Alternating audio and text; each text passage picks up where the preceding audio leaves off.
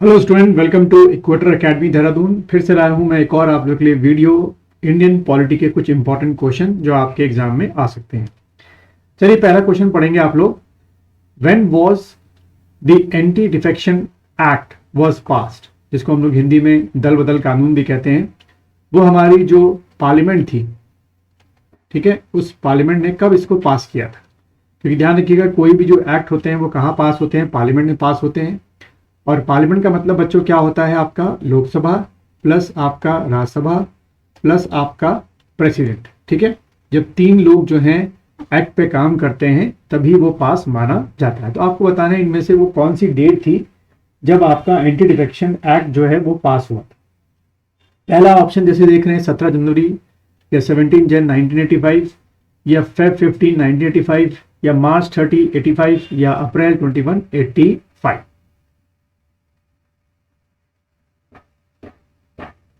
चलिए आप लोगों ने डिसाइड कर लिया होगा इसका आंसर क्या हो सकता है। बच्चों इसका जो आंसर है वो है आपका क्या, 15 फरवरी 1985 को जो है ये एक्ट पास हुआ था, ठीक है। चलिए आगे बढ़ते हैं हम लोग, अगला देखते हैं। थोड़ा सा छोटा हो गया, कोई बात नहीं। हाँ, अगला देखते हैं। सेकंड क्वेश्चन देखेंगे आप लोग। Which one of the following function is not related to the election commission, ठीक है। इसमें से आपको बताना है कौन सा नहीं है, यानी कि यहां पे जो चार आपके जो फंक्शंस लिखे हुए हैं उनमें से 3 फंक्शन होंगे, एक आपका नहीं होगा। चारों को आराम से पढ़ेंगे आप लोग, क्या क्या फंक्शन है। पहला अगर मैं बात करूं, direction and control of the preparation of the electoral या इलेक्टोरल रोल्स, जो आपका वो वोटर लिस्ट आईडी कार्ड और सब बनता है, उसकी बात हो रही है यहां पर। दूसरा है बी आपका conduct of all elections to the parliament and legislature of every state. तीसरा आपका बता रहा है वो to conduct the elections of the office of president and vice president. और चौथा आपको बता रहा है to make provision with respect to elections to legislature, ठीक है। ये आपको सारे उसने ऑप्शन बताए, इनमें से कौन सा है जो इलेक्शन कमीशन ऑफ इंडिया नहीं करता है, ठीक है, नहीं करता है।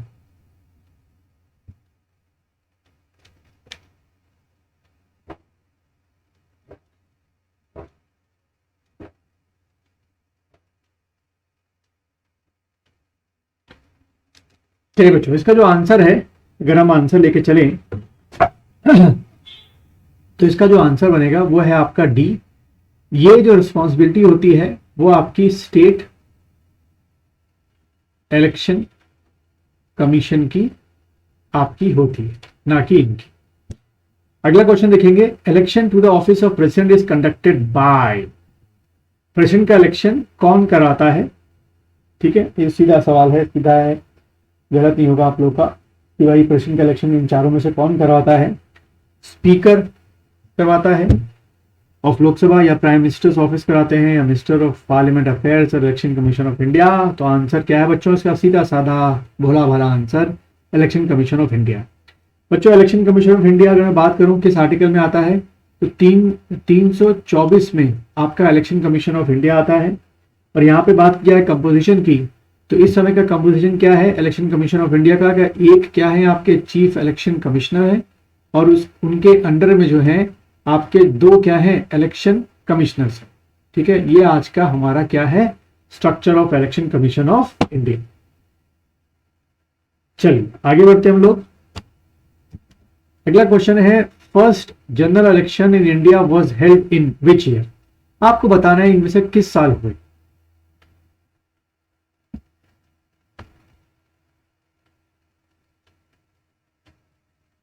चलिए आप लोगों ने डेट सोच ली होगी, तो इसको आंसर बताने से पहले मैं कुछ इसके फैक्ट्स अगर आपको बताऊं कि जो फर्स्ट इलेक्शन इन इंडिया थे, यानी कि फर्स्ट जनरल इलेक्शन, यानी कि फर्स्ट लोकसभा के इलेक्शन, वो 25 अक्टूबर 1951 से इसकी जो पूरी प्रोसेस थी वो शुरू हुई थी, और पूरी प्रोसेस जो है वो 21 फेब 1952 को खत्म हुई थी।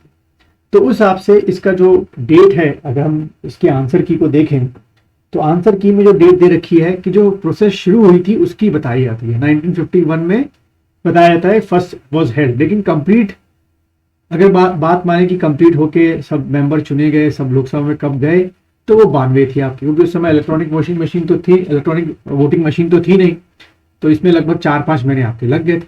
ठीक है, और ये जो फर्स्ट जनरल इलेक्शन हुए थे, ध्यान रखिएगा इसमें कितनी सीटों के लिए इलेक्शंस हुए थे, कभी एग्जाम में पूछ ले तो 489 सीट्स के लिए क्या हुए थे, टोटल इलेक्शंस आपके हुए थे। और इसमें सबसे ज्यादा जो सीटें जीती थी वो कांग्रेस पार्टी ने जीती थी, 364 सीटें जीती थी। उसके बाद सीपीआई जो थी उसने 16 सीटें जीती थी, और जयप्रकाश नारायण सोशलिस्ट पार्टी जो थी उन्होंने 12 सीटें इसमें जीती थी, 489। अच्छा, फिर अगला जो है कि किसी भी पार्टी को, मान लीजिए ये एक्स पार्टी है, उस पार्टी को हम नेशनल पार्टी का दर्जा कब देंगे। ठीक है, ये आपको बताना है इनमें से वो कौन सी कंडीशन है जब वो फुलफिल करें।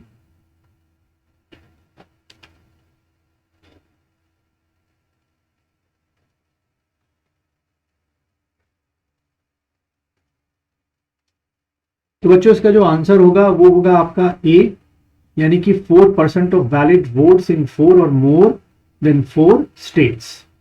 ठीक है, फिर उसके बाद अगला क्वेश्चन देखेंगे, consider the following statements with reference to India.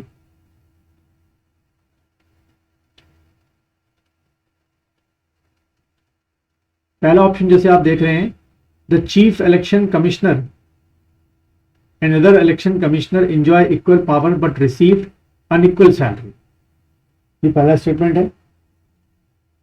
ठीक है, दूसरा स्टेटमेंट है chief election commissioner is entitled to same salary as provided to the जजेस ऑफ सुप्रीम कोर्ट। तीसरा है chief election commissioner shall not be remove from his office except like the same manner and on like ground as जज of supreme Court. और the term of office of election commissioner is 5 years for the date he assume his office और till the date attain the age. तो देखो बच्चों, इसमें अगर देखा जाए, आप लोगों ने वैसे आंसर निकाल लिया होगा, लेकिन इसमें देखा जाए तो जो पहला स्टेटमेंट है वो गलत है। गलत क्यों है? चीफ इलेक्शन कमिश्नर जो है और जो आपके इलेक्शन कमिश्नर जो बाकी के, मैंने कितने बताए थे आपको, 2 जो इलेक्शन कमिश्नर्स हैं, उन सब की जो पावर है वो तो इक्वल होती है। ठीक है, बट उनको जो सैलरी मिलती है वो भी आपकी इक्वल मिलती है। ठीक है, दूसरा स्टेटमेंट बिल्कुल सही है, सुप्रीम कोर्ट के बराबर की सैलरी मिलती है। और तीसरा स्टेटमेंट भी सही है कि शैल not be remove from office by the same manner and जजेस ऑफ सुप्रीम। और ये आपका गलत है, क्योंकि इसकी जो एज है वो क्या है बच्चों, आपकी 65 या 6 years, जो पहले आपका हो जाए। तो बच्चों हिसाब से जो इसका आंसर बनेगा वो आपका बनेगा बी, 2 और 3। फिर अगला क्वेश्चन देखेंगे, which among the following countries was earliest to give women the right to vote. इन चारों में से पूछा है बच्चों। ठीक है, सबसे पहले किसने दिया था?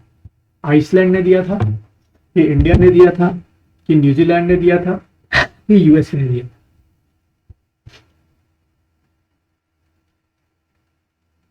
चलिए, तो आंसर आपने निकाल दिया होगा बच्चों। इसका जो आंसर है वो है आपका न्यूजीलैंड। फिर देखिए, पहले इसको देखिए क्या शर्त पूछी इसने, which of the above are the functions of the election commission. इन चारों में से आपको बताना है इलेक्शन कमीशन के क्या functions.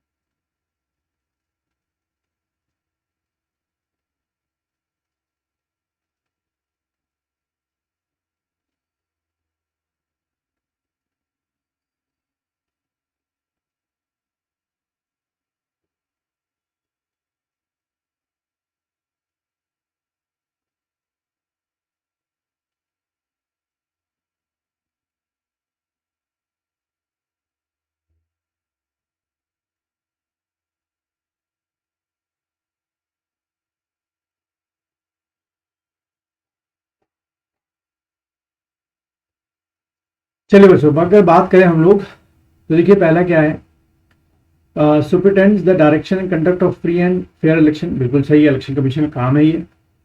Preparation of electoral roll for the election to the parliament कराता है, स्टेट लेजिस्लेचर कराता है, office of the president and vice president बिल्कुल सही है।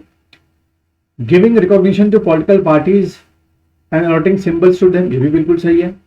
Proclamation of verdict in the centre of the election district, गलत, ये इसका काम नहीं, यानी कि सिर्फ इसका काम क्या है आपका 1 2 3, यानी कि इसका आंसर जो बनेगा वो बच्चों ए बने। फिर अगला देखेंगे, with reference to the delimitation commission consider the following. Delimitation commission के बारे में पूछा गया है, आपको बताना कौन सा स्टेटमेंट सही है इसमें।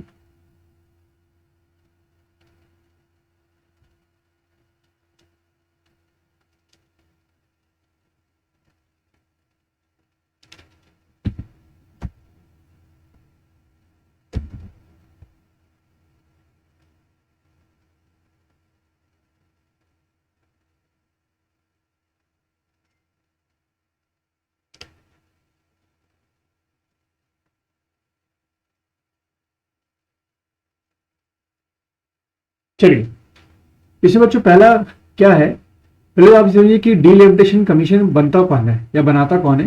It is what setup by the president, और ये पार्लियामेंट के एक्ट के थ्रू बनता है डीलिमिटेशन कमीशन। ठीक है, पहली चीज आपको ये ध्यान में रखनी।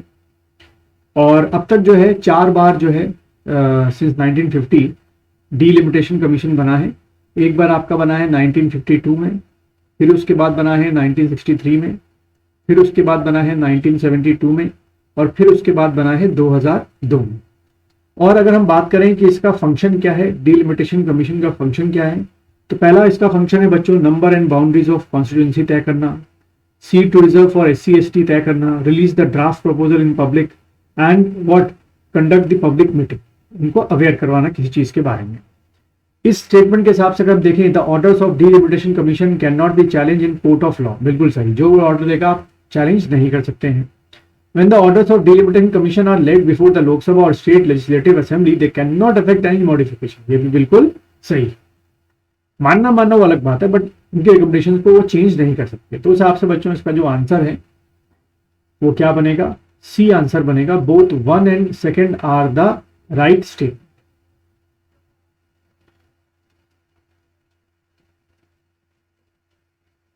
An election commissioner can be removed from the office on the recommendation of,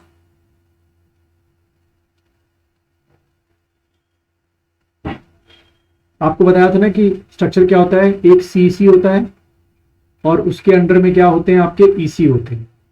ठीक है, बात क्या हो रही है यहाँ पर कि अगर हमको इन 2 EC को हटाना है तो इन चारों में से किसके कहने पे उसको हटाया जा सकता है, बाय द प्रेसिडेंट।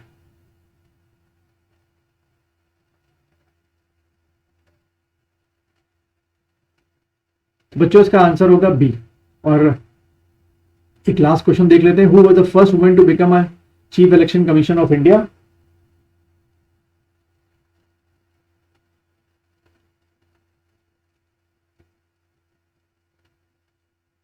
तो इसका आंसर बच्चों है US रमा देवी।